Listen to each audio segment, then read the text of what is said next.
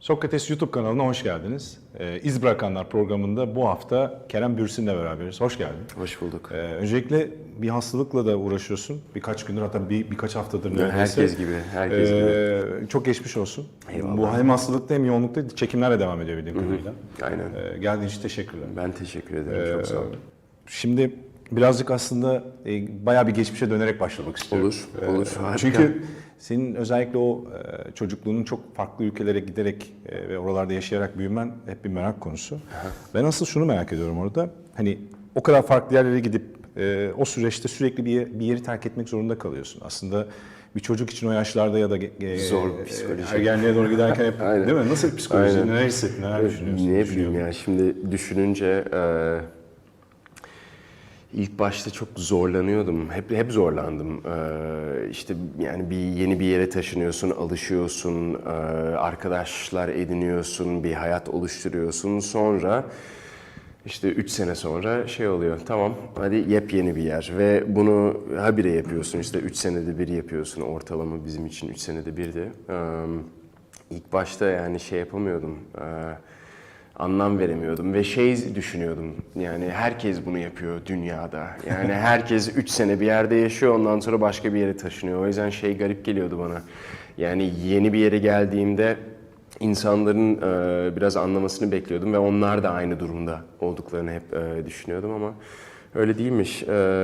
Ama tabii ki de pozitif yandan bakınca çabucak her şeye adapte olabilme, insan tanıma ve şunu görüyorsun, yani nerede yaşarsan yaşa, farklı kültür olsun, farklı herhangi bir şey olsun, günün sonunda insan biraz aynı ya. Yani o insan kodları çok değişmiyor. Ki çok farklı yerlerde bulundun. Evet. Buna rağmen mi öyle düşünüyorsun? Evet. Yani onu görmeye başlıyorsun. Yani aslında tamam, yani atmosfer değişik olabilir ama insan değişmiyor. Yani o farklılıklar bizi korkutmamalı. Tabii. Son dönemde Tabii yani zaten işte yani onu genç bir yaşta zaten çözünce sanki hayat biraz daha bir kolay oluyor.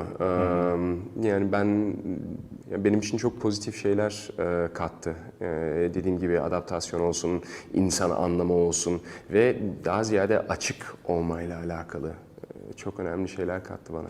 mesela orada adaptasyon dedin. Onunla da ilgili soracaktım çünkü yani mesela her yere gittiğinde ilk başta nasıl iletişim kurman gerektiğiyle ilgili bir tecrüben oluyordu artık değil mi? Tabii. O deneyimi mesela Yok, şey geliştiriyor oluyordu. muydun? Kendine farklı yöntemler buluyor muydun? Oluyordu. Yani şey oluyordu bile. Okey, tamam, ben bu hayatta hatalar yaptım. Şimdi yeni hayatta bunları bir daha yapmayacağım falan filan. Yani hep bir reset tuşuna basabiliyordum. O biraz ilginç oluyordu. O dönemle ilgili bir not almıştım. Bir yerde en yakın arkadaşım hep ablam olmuştu Evet. diye bir cümlem var. Çünkü o zaman aile bireyleriyle olan ilişkin nasıldı? Mesela işte bir yere alışıyorsun, tam alıştığın zaman gidiyorsun. Böyle, babanın işiyle ilgiliydi galiba değil mi? Aynen. O dönemi biraz o aile bireyleriyle ilişki açısından da biraz anlatma şansın oldu mu? Ya çok önemliydi. Yani bence yani şimdi yani şu yaşta daha da iyi fark edebiliyorum ki hepimizin birbirimize ihtiyacı vardı. Annemin de bize ihtiyacı vardı, babamın da. Yani o yüzden dördümüz hep yakındık. Çünkü günün sonunda şunu biliyorduk. Yani tamam, yeni bir yerdeyiz ama bu değişecek. Başka bir yere taşınacağız. O yüzden yani sadece biz varız. Yani esas da. Yani o yüzden iletişimimiz hep açıktı birbirimizle. Hep hep yakın olduk. Ve aynı zamanda şeye çok önem verdi annemle babam. Yani o kültürün farklılıklarını görmek, anlamak ve adapte olmak, saygı duymak. Ondan sonra başka bir yere taşınınca, bak oğlum, bu orası gibi değil, şöyle. Kendine ait belki gelenekleri var oranın. Ve tabii, ve yani bir çocuk olarak da merak ediyorsun. Peki yani diyorsun, neden? Yani anlatabiliyor muyum? Yani bir Abu Dhabi'den Teksas'a taşındık mesela. Şimdi ikisi çok farklı. Nasıldı o mesela o geçiş? Böyle hatırlıyor musun? Bir anekdot olarak Onu hatırlıyorum. Amerika'ya biz 2000'de taşınmıştık. Benim için çok zordu çünkü artık şeyler başlıyor yani. ev dışındaki hayatın başlıyor o 11, 12, 13 yaşlarında. O yüzden o zordu. Daha bir bireysel bir hale geliyorsun. Bir takım şeylerin var, onlar yani artık olmayacak. Yeni yere geçince o yani zor ya. Alışma süreci zor oldu ama şey oluyorsun hani bir anlam verebiliyorsun, kondurabiliyorsun. Amerika'ya ilk gittiğin Texas mıydı peki? Gittiğin yer? Evet. Nasıl hissettin? Ben de çünkü mesela ilk Amerika'ya gittiğimde Texas'a inmiştim. Daha farklı gelmişti. Çok farklı. Hani kültürel adaptasyon dediğin için söylüyorum. İlginçti yani şimdi bence Texas herkesin hayal ettiği bir Texas değil yani duyduğumuz Texas falan filan. O daha ziyade Şehir hangisiydi? Houston'daydım. Sugarland. Sugarland. O da çok ilginçti yani Sugarland gibi bir yere taşınacaksın. Sugarland'de yani tam anlamıyla şeker bölgesi mi? Şeker toprakları ya da Aynen şeker toprakları. İlginç ya yani Texas şunu görüyorsun. Ben Texas'a ilk taşındığımda onu da net gördüm. Yani okey dedim yani bayağı her şey yapay. Yani oradaki göl yapay. Oradaki binalar 1 senelik, 2 senelik falan filan. Yani bilmiyorum Türkiye gibi bir yer, yani işte İstanbul'a her yaz gidip geliyorduk. Türkiye zaten yani ailem, herkes, her şey Türk. O yüzden bir tarih olsun, kültür olsun, habire evde görüyorsun bunları, anlıyorsun, öğreniyorsun. Ha, tamam yani bizim soyumuz, bizim köklerimiz işte ta nerelere kadar uzanıyor ama Amerika gibi bir yerde o çok yok. Yani onlar bir 200 senelik bir tarihten bahsediyorlar. doku yok diyorsun değil mi? Yani çok bir ruhu ayrıştırıcı. yok. Anlatabiliyor muyum? Daha çok yeni bir ruh. Hala bir yere kondurmaya çalışıyor kendini ki görüyoruz onu. O sorunlarından, sıkıntılarından onu hala anlayıp görebiliyoruz ama ilginç bir yer. Texas çok ilginç bir yer. Ama seviyorum. Şimdi Texas, üzerine Boston ve Los Angeles üçgeni var. Evet. Çok hani farklı aslında. Özellikle Boston Amerika'da değil mi? Kuzeybatı Amerika ile beraber daha kendine özgü yapısı olan yerlerden bir tanesi. Daha Avrupa'yı. Şimdi oraya gidiyorsun ve orada önemli bir eğitim alıyorsun. O dönemi biraz anlatabilir misin? Çünkü Boston'da biraz program öncesinde konuşuyorduk. Özellikle sporla olan alakan da farklı bir noktada oluyor. Tabii. Hem Celtics hem Patriots açısından. Şöyle, spor hep hayatımda vardı. Yani lisede bayağı bir sağlam bir yüzücüydüm. 100 metre kelebekte birkaç rekorum vardı. Ondan sonra konuşuluyordu acaba gençler olimpik takımına katılsa mı falan filan. Ama bayağı yani öyle bir şey ki yani sabah 4'te başlıyorsun, okul bittikten sonra ona gidiyorsun. Yani hayatın o spor oluyor. Yani ne yapıyorsan yap. Yüzmenin şeyi de çok sert tabii takvimi. Çok. Ondan sonra müzik girmişti hayatıma. Biraz yüzmeden uzaklaşmıştım. Sonra Boston'a taşındığımda üniversite için lacrosse oynamaya başlamıştım. Lacrosse çok farklı bir spor. Muhtemelen bugüne kadar oynadığım en tehlikeli sporlardan biri. Yani Açık hava mıydı, salon muydu? Açık hava. Açık hava. Ki Boston soğuğunda falan filan hiç çekilmiyordu. O sopalar bayağı demir gibi oluyordu ve Ucu fileli sopalarla aynen. Ve bayağı birbirine vuruyorsun, topu yakalıyorsun, topu yapmaya çalışıyorsun. Ya aynen lacrosse çok ilginç bir spordu. Orada biraz girmiştim. Yani bu sporun başlangıcı Kızılderililer neden yapıyorlardı, nasıl yapıyorlardı. Bayağı böyle 2 günlük süren bir şeydi onlar için ve yani günün sonunda kazanan takım öbür takımı öldürüyor gibi bir spordan bahsediyoruz. Onunla ilgili bir hikaye hatırlıyorum. Galiba Avrupa'dan gelen misyonerler oynadıkları o ahşap şeyi haç olarak görüp lacroix yani haça benziyor. Lacrosse ismi oradan geliyor diyorum. Yanlış bilmiyorum. Aynen. Ama güzeldi yani Boston tam bir spor şehri. Yani Celtics'i var, Patriots'ı var. Özellikle o yüzden sordum. Red Sox'ı var. Yani o yüzden her sezon yani her ayrı sezonu farklı güzeldi. Yani bir Amerikan futbol sezonu başlıyordu, basket sezonu başlıyordu, sonra beyzbol sezonu başlıyordu ve adamlar hep yani zaten şehrin bütün takımları successful bir takım olduğu için Rahattı.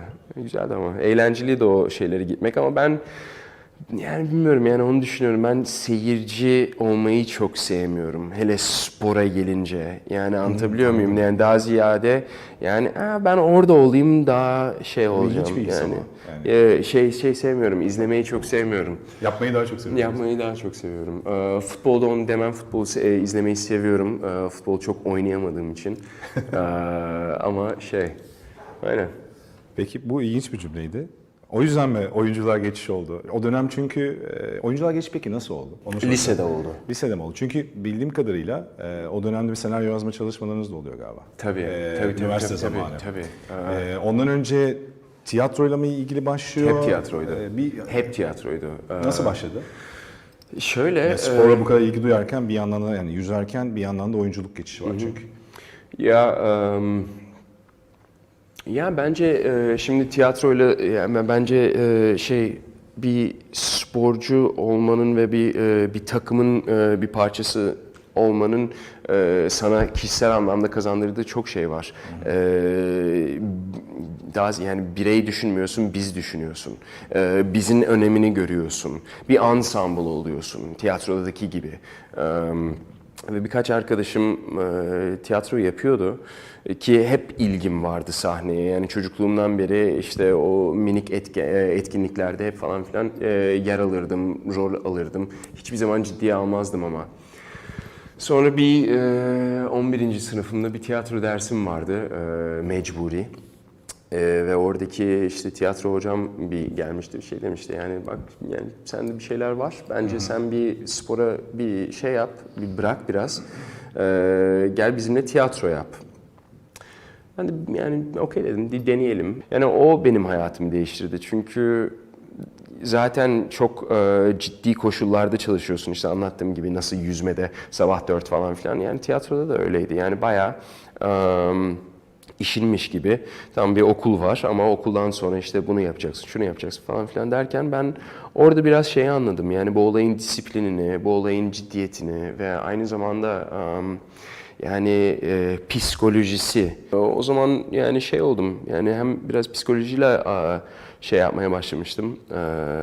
İlgilenmeye başlamıştım. Çünkü daha da anlamak istedim. Yani şimdi bu herif atıyorum yani kahvesini içmeden önce burayı sildiğinde niye siliyor? Şimdi onu düşün ve bir şey yarat. Yani büyük bir şey gelmişti. İlham gelmişti şey anlamında, yaratıcılık anlamında. O yüzden hoşuma gitmişti ve Detaylara odaklanmak. ve detaylara odaklanmak ve aynı zamanda o detaylara bir anlam kondurmak. Anlatabiliyor muyum yani? Çok iyi. Evet, yani o yüzden hoşuma gitmişti. Yani onu biraz demek istedim röportajın başında. Yani bir okula giriyorsun ve bir şey anlayabiliyorsun. Ha okey tamam popüler çocuklar, nerdler, kaykaycılar falan filan. Başka bir ülkeye gidiyorsun o matematik aynı. Ha okey popüler çocuklar, kaykaycılar, nerdler anladın mı? Yani hemen şey yapabiliyorsun ve çözebiliyorsun. Çok iyi ya. Peki şimdi bu sohbet ağzına sağlık var. Çok güzel anlattın. Oradan Los Angeles'a uzanmak istiyorum. Boston'dan. Boston'dan Los Angeles'a. Okay. O geçiş ve Los Angeles oyunculuğa gidişte en kritik dönem miydi? Yok, o oyunculuğa... Yani o tiyatro dönemi işte hocayla beraber oyuncu analizi. Tabii. Ondan sonra işte Boston'a hem oyunculuk hem tabii ailem biraz bu konuda biraz engeldi oyunculuk. Çok şey yapamadılar ki haklılar yani şey dediler yani bir kariyerin olsun, bir hayatın olsun yani tam oyunculuk yapmak istiyorsun da bu kadar kolay bir şey değil. Hele yani sürünmemek mümkün değil falan filan. O yüzden o aralar pazarlama da çok reklamcılık o konular çok hoşuma gidiyordu şey anlamında. Gene bir analiz var, gene bir psikolojiyi anlama durumu var. Çünkü sen bir ürünü nasıl satacaksın birine ve nasıl şuna inandıracaksın, öncelikle nasıl algısını yöneteceksin ki evet bu bardak sende değilse o zaman sen gerçekten dünyanın en büyük loser'ısın. Yani şimdi sen bunu yaratabiliyorsan bir kişinin düşüncesinde o zaman başarmış oluyorsun. Ama yani o kısımları benim çok ilgimi çekiyordu. O yüzden üniversiteye şey için gittim, double major gittim. Önce marketing için gittim, sonra oyunculuk da develop etti. Ama full tiyatroydu. Sonra ikinci sophomore 10. sınıftan sonra şeye karar verebiliyorsun oyunculukta. Sahneyle devam mı edeceksin veya kamera önü mü olacak? O dönemde de kamera önünü merak ediyordum. Yani farklı bir oyunculuk, daha değişik bir oyunculuk sahneden. O yüzden 10. sınıftan sonra 11 ile 12 şeyde geçti, kamera önünde geçti anlama. İşte hareketlerini büyütmemek, kameraya nasıl oynarsın. Şimdi Amerika'dan sohbet ediyoruz ama sadece o dönemi kastederek sormuyorum ama genel olarak işte Boston dedik, Los Angeles dedik, ondan önce Texas dedik, farklı ülkeler dedik. Bir de sonra Türkiye'ye geliş var. Bu dönemde senin için iz bırakan biri, bir an veya bir olay var mı ya da izlediğin bir şey, herhangi bir şey seni farklı bir yöne doğru götüren? Var. Şöyle hayatıma birkaç kişi girdi belli noktalarda ve onlar çok güzel yani akışı çok güzel yönlendirdiler diye düşünüyorum. Daha lisenin başındayken bizim Amerikan futbol koçu Richard Lazaro diye bir adam bayağı bir hayatımı değiştirmişti anlamında. Bu Richard Lazaro benim ve birkaç arkadaşımı yapmıştı. Bir gün bir kenara çekmişti ve demişti. Yani bakın siz günün birinde bu okulda lider olacaksınız yaptığınız şeylerle. Ama nasıl lider olmak istiyorsunuz? Ve bunu tam anlamamıştık bence yani daha çok küçüktük ve gençtik. Ve demişti yani şeyi anlatmıştı çok güzel. Yani bu hayat sizin hayatınız. Bu hayat bir daha gelmeyecek. O yüzden siz şimdiden yönlendirmeye başlarsınız hayatınızı. Nasıl bir insan olmak istediğinle alakalı. O zaman ileride çok kazanacaksınız. Kararlarınızı ona göre vermek. Tabii. Ve orada daha ziyade şeyi anlatmıştı bize. Yani bunun yani hiçbir şeyin, telefonun hiçbir önemi yok. Materyal. Daha ziyade bunun ve bunun çok önemi var. Ve sen bunu ve bunu ne kadar çok beslersen istediğin şeylerle ona göre zaten bu ve her şey onlar oluyor. Ona göre zaten yönlendirilecek. Ve o çok ilginç gelmişti bana. Zaten çocukluğumda annem ve babam bu tarz konulara çok dikkat ve önem verirlerdi. Yani yardım etme konusunda yani sen iyi bir pozisyonda olabilirsin ama Bencil olmamak. ve yani yani bu hayat sonuçta ve bu hayatı paylaşıyorsun. O yüzden sende ne kadar varsa o kadarını da vermek. Ki onda da o kadar olsun. Onda o kadar olursa belki yani sana bir faydası falan filan, yani anlatabiliyor muyum? Bir röportajında bir cümle söylemiştin, onu söyleyeyim. Sanırım bundan bahsediyorsun. İdeal adam olmak belki de sadece benimle, başarılarımla ilgili değildir. Hayat sadece benimle ilgili değil çünkü. Başkalarına yardım etmek, birilerinin mutluluğunu, sağlığının, başarısının yardımcısı olmaktır belki de. Beni ideal adam yapacak olan şey bu. Ben her zaman vermekten yanayım, evrenin bana verdiklerini geri vermekten yanayım demiş. Bununla alakalı. Yani, bu felsefenin açmanı rica edecektim ama zaten anlatmış oldun sanırım. Bu aynen yani bu dediğim gibi işte annemle babam bu felsefeyi çok yapardı, önem verirlerdi. Ve hep onu gördüm zaten onlardan. Hep bir yardım etmek, bir vermek ve bu sırf yardım etmek için yani amaç sırf o değil, yani daha ziyade o bir sorumluluk. Yani değil, hadi ben yardım ettim şimdi güzel ilahi puanlar bana gelsin değil, yani anladın mı? Aslında bir niyetin olmaması lazım. Evet. Karşılıksız bir yardım bu. Çünkü bir enerji meselesine geliyor günün sonunda ve yani bilmiyorum, ben ne zaman birine yardım etsem çok daha mutlu oluyorum, çok daha iyi hissediyorum ve yani bu Paylaşmak. Yani bence bu bir hayat temeli. Peki sorumluluktan bahsettin demin. Nasıl Türkiye'ye geldin? Oyunculuk hikayesi içerisinde. Nasıl o karar verildi? Sonuçta senin kendi aldığın bir sorumluluk olsa gerek diye düşünüyorum. Çünkü öbüründe hep aile bir yere gidiyordu ve sen gitmek durumunda kalıyordun. Ama bu sefer sanırım kendin mi karar vermiştin Türkiye'ye gelmeyi? Ya biraz yani o şey şöyle Türk'üm diyorum ve Türk olduğumu hissediyorum.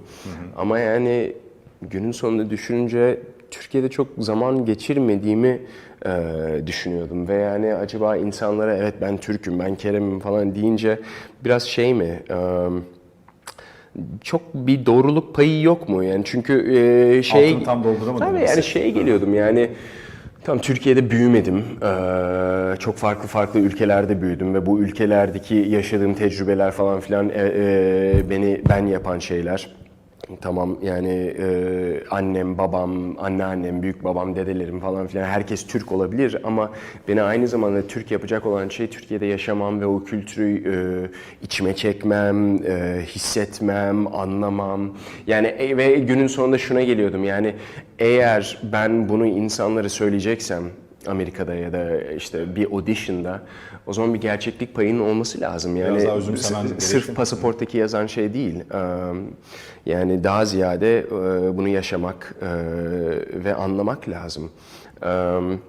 Ve biraz hızlı oldu. En yakın arkadaşımı kaybetmiştim o dönem. Ve orada fark etmiştim. Amerika'da mı? Amerika'da. O New York'taydı bir bisiklet kazası geçirmişti ve eyvallah orada fark ettim yani bir dakika dedim yani hayat çok kısa her an herhangi bir şey olabilir ve bu hayatı günün sonunda kendim için yaşıyorum. O yüzden evet böyle bir soru işareti varsa Türk olmak ne demek ya da Türkiye nedir, Türkiye'yi yaşamak o zaman dedim yani hiç düşünmeden bunu yapmalısın. Ve orada olay olduktan sonra hemen her şeyimi sattım. Askere gitmem lazımdı. Kapattım her şeyi. Askere gittim. Bedelli yaptım 3,5 hafta Burdur'da. Ondan sonra burada biraz kaldım. Tabii ne yapacağımı çok bilmiyordum. O dönem aynı zamanda sorguluyordum. Yani oyunculuk devam edecek mi, yapacak mıyım? Derken bence zaten bu sorgu dönemleri hayatta çok önemli. Ve yani daha ziyade biraz yapmaya inanıyorum. Biraz durup hayatın verdiği mesajlara odaklanmak. Bir adım geriye Yani biraz bırakmak. Yani Bruce Lee'nin dediği gibi yani su gibi olmak. Yani anladın mı? Yani biraz akışa bırak. Hayat da yaşıyor seninle. Ve o da seninle belki iletişim kuruyor. Evet. Yani hiç unutmayacağım. Bir gün çok kötü bir dönemden geçiyorum Los Angeles'ta ve yani gene ve bence bir oyuncu olarak bunu yani sadece oyunculuktan örnek verebilirim. Yani ben çok yaşadım. Sürününce ya ben bunu bırakayım mı artık yani olmayacak galiba ya da olacak yani hep bir şeye tutunmaya çalışıyorsun çünkü somut bir şey yok elinde. Bir yanda çaresizlik var, bir yanda yanda da umut var. Tabii ki de yani çünkü diyorsun tamam gene olmadı yani hep hayır cevabı hayır yani diyorsun o zaman gerçekten galiba hayır. Ama zaten olay bir evete yani bakmıyor mu yani anladın mı o zaten o bir evet geldiğinde bir ton şey değişebilir ve hep onu düşünüyordum yani olabilir yani hayırlar gelebilir ama bir gün inşallah evet de gelecek ve her şey değişecek ama tabii yıpranıyorsun o süreçte. Tabii ki. Neyse gene o dönemden geçiyorum ve yeni bir hayır gelmiş çok heyecanlandığım bir şey için. Ve gideceğim bir eczaneye gideceğim her gün gittiğim bir eczane evimin tam dibinde orada bir takım şeyler alacağım falan filan eve geri gideceğim. Neyse böyle depresif bir modda gittim eczaneye. Ve bir kadın hep çalışırdı, Alice diye bir kadın. Alice yok, başka bir kadın var ve hayatımda görmediğim bir kadın. Allah Allah diyorum Alice nerede falan filan. Neyse aldım eşyalarımı, kasiyere götürdüm. Sonra kadın baktı bana dedi, ya sen ne güzel gülüyorsun. Allah Allah dedim, teşekkürler falan filan. Sen oyuncu olmalısın falan dedi. Allah dedim yani ne ilginç yani hiç görmediğim, tanımadığım, konuşmadığım bir kadın tam da şeyi düşünürken, yani ben bu olayı bıraksam mı bırakmasam mı düşünürken oyuncu ol diyor bana. Yani şimdi sen, yani şimdi şöyle algılayabilirsin. Okey, tamam, neyse, bla bla bla. Ya da şunu da algılayabilirsin. Ay be, yani Tam bu sırada geldi. tam buna ihtiyacım vardı ve evren bunu bana verdi. Biraz sanki kontrolü bıraktığında daha da kontrole giriyor her şey. Yani şey gibi, yani bir araba kazası yaparken hani de ederler ya, direksiyonu kontrol etmeye çalışma ya da jujitsu'da gibi. Evet. Yani o enerjini, o gücü kontrol etmeye çalışma. Yani zaten biraz o yöne gidecek. bırak. Evet. Ondan sonra o fırsatı yakalayacaksın ve kontrol edebileceksin gibi. Evet, bu akan nehir ve sen o akan nehirin yönünü değiştiremiyorsun. Yani, felsefesi değil mi? Aynen. Peki Türkiye'ye geldin. Akabinde eminim farklı kültürel senin için entegrasyon sorunları demeyeyim de dönemi olmuştur diyeyim. Mesela orada özellikle kadınların ve erkeklerin kimi davranışını anlamakta güçlük çektiğinden bahsetmiştin birkaç röportajında. Evet. Peki bu hala devam ediyor mu yoksa alıştın mı? O davranışlarla ilgili neler düşünüyorsun ya da o iletişimle ilgili diyeyim, iletişim frekansı mı desem daha doğru olabilir belki de. Maalesef ki eskisi kadar göze batmayan şeyler oluyor. Maalesef.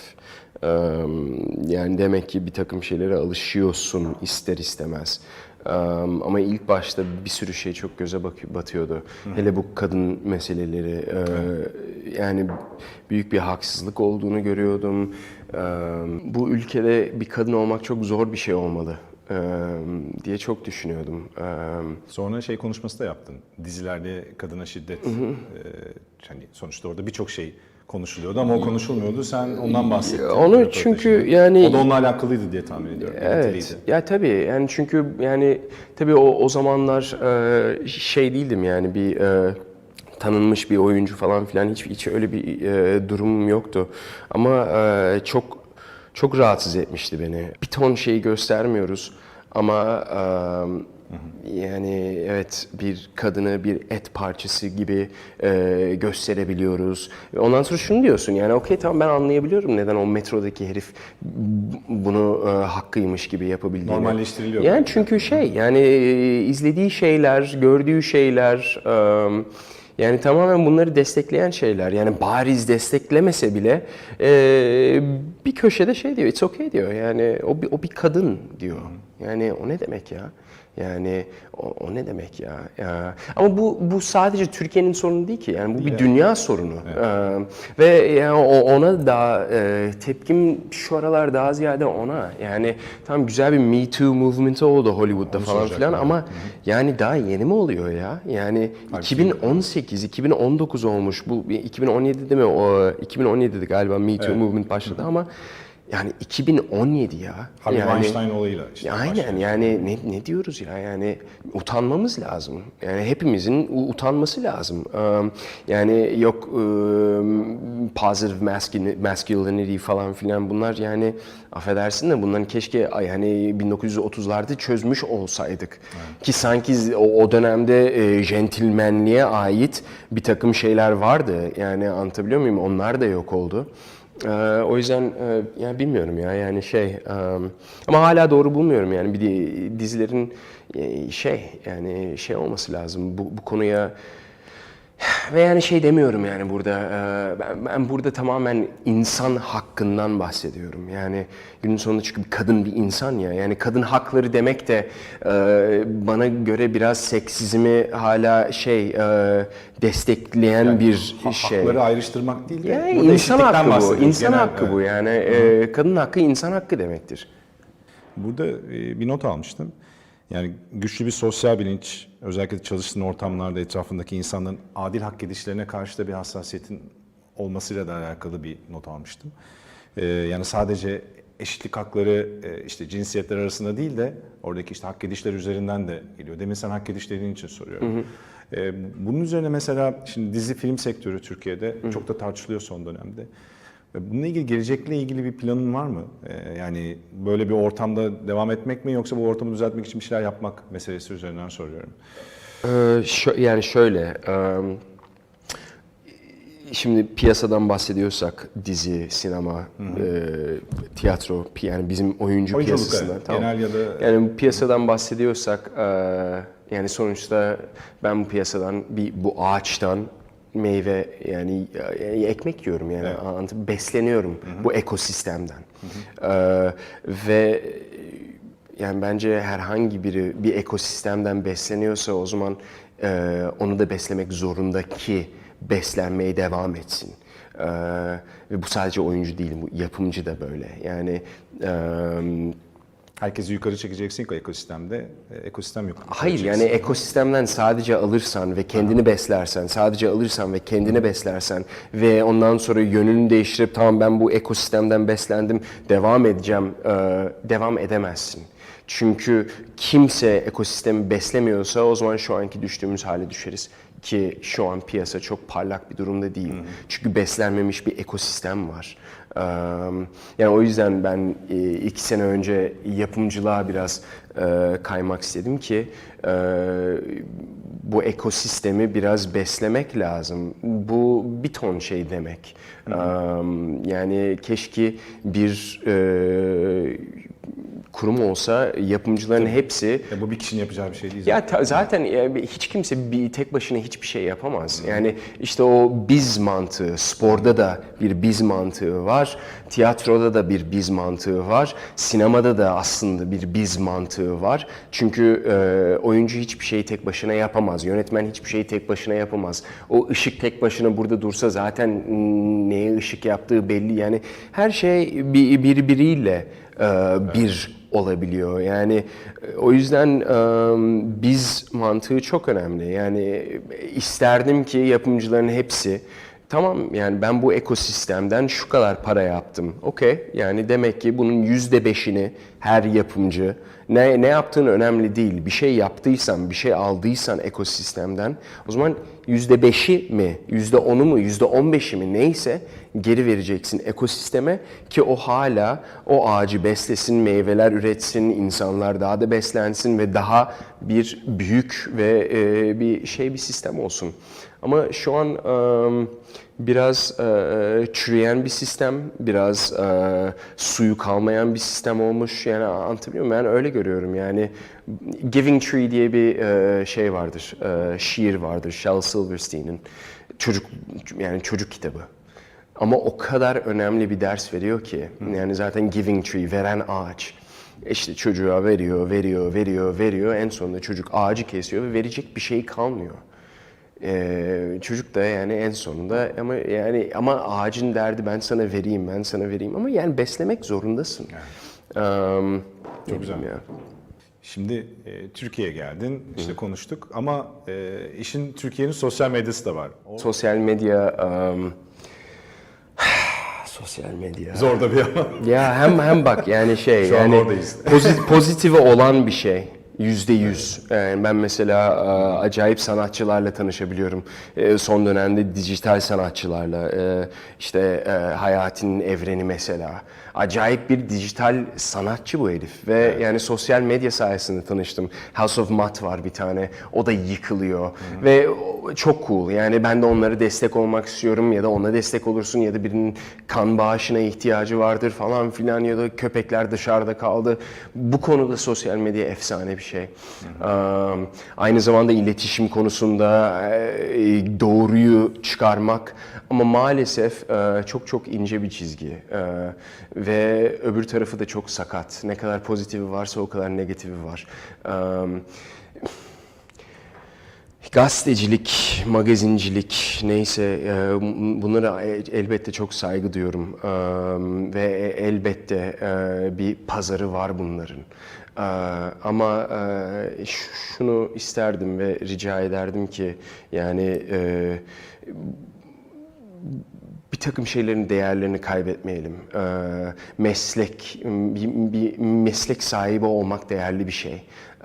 Ne yapıyorsan yap, önemli bir şey ve değerli bir şey. Yani o yüzden onu hakkıyla yapmak lazım. Zaten bir yalan söylemek, herhangi bir şeyin içinde yalan varsa zaten hakkıyla yapılan bir şey değil. Ve o bilmiyorum yani bu kadar basit bir şey çıkarılabiliyorsa o zaman yani bilmiyorum bence bu kadar basit de bir cevabı olabilmeli. Yani işte soruyorsun menajerine şeyine ben bunu okudum ve ben bunu diyeceğim. O hayır sakın bir şey çıkarmamız lazım falan filan bir şey diyorsun. Bir dakika o kadar özen göstermiyor. Yani anlıyorum senin bu ama neye göre, niçin, neden? Yani ben net olmak istiyorum. Yani bullshit. Yani yazdığı şey bullshit. Evet. Onu direkt ona iletiyorsun. Ve yani bunu aynen yani öyle bir dönemde yaşıyoruz. Belki eskiden bu böyle değildi. Hemen bullshit dediğinde herkes duymayacaktı ama yani yanlış yani bullshit. Artık Amerikan başkanı da tweet atarak her şeye haber veriyor. Yani O raddeye geldik. Maalesef. Peki şimdi sosyal medya dedik. Ben mesela Instagram'ına senin baktığımda ki daha önceden takip de ettiğimden biliyorum. Boks mevzusunda özellikle bu şehir arkandan gelecekle beraber gelen bir işte Muhammed Ali tişörtlerin falan çok güzeldi bu arada. Aha, eyvallah. Roots Orada, of Fight. Hep hani sonuçta aktörlük çok ciddi bir zaman alan bir mevzu. Ve onun içinde kendine de bakmaya çalışıyorsun. Evet. Ve bir yandan da bir sporla ilgili farklı bir ilişkin var. O düzen nasıl gidiyor? Mesela onunla ilgili şeyler duydum işte hemen geliyor musun uçaktan inip hemen spora gidiyor musun? Bu bir bağımlılık mı görüyorsun yoksa senin için bir beslenme yolu mu? O sporu sürekli hayatın içinde olması. Beslenme gibi. Yani yani bilmiyorum bence insanların kendilerine zaten zaman harcamaları çok önemli bir şey. Psikolojinin için, bedenin için de öyle bir şey ya dua etmek. Yani içselleşiyorsun ve bir daha üstün bir şeyle bir connection, bir enerji kuruyorsun. Bu kaotik yaşam içerisinde kendinle kalıyorsun. Çok önemli yani çünkü yani bilmiyorum en son bir şey okudum yani biz sokağa çıktığımız anda günde gördüğümüz 10.000 tane farklı bir şey var ve yani o algıdan şu algıya yok jilet almam lazım falan filan yani anladın mı sana şunu yapman lazım böyle gözükmen lazım bunu yapmaman lazım dedirten o kadar çok şey var ki etrafında habire seni sorgulayan sorgulatan yani bir ton şey var. Sınırlayan. Yani her şey var anlatabiliyor muyum?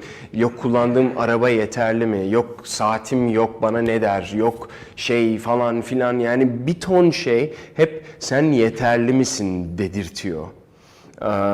O yüzden de yani onların hepsinin bir atabilmek için bir gene reset tuşuna basabilmek için kendi adına hayır ben kim olduğumu gayet iyi biliyorum, ne istediğimi gayet iyi biliyorum, hedefimin neler olduğunu gayet iyi biliyorum, nasıl bir insan olduğumu gayet iyi biliyorum demen için bence yapman lazım. Kendine o alanı ve o zamanı vermek zorundasın. Bu kalkar kalkmaz atıyorum dua edersin 15 dakika 20 dakika kitap okursun, yoga yaparsın, pilates yaparsın.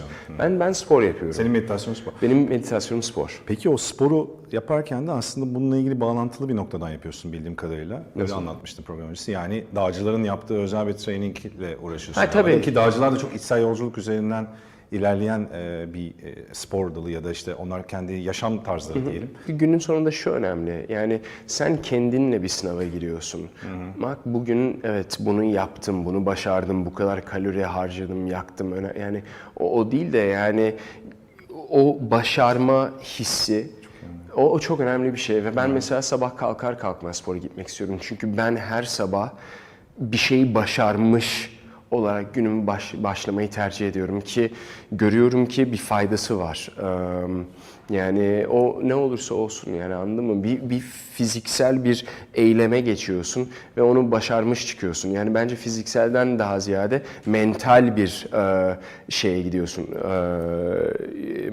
Mental bir egzersize giriyorsun. Bunlar önemli şeyler ya. Şeyi soracağım bu arada araya gireceğim. Çünkü sadece spor değil bir yandan hayatında başka şeyler de var diye tahmin ediyorum. 2 tane tüyo aldım onları soracağım sana.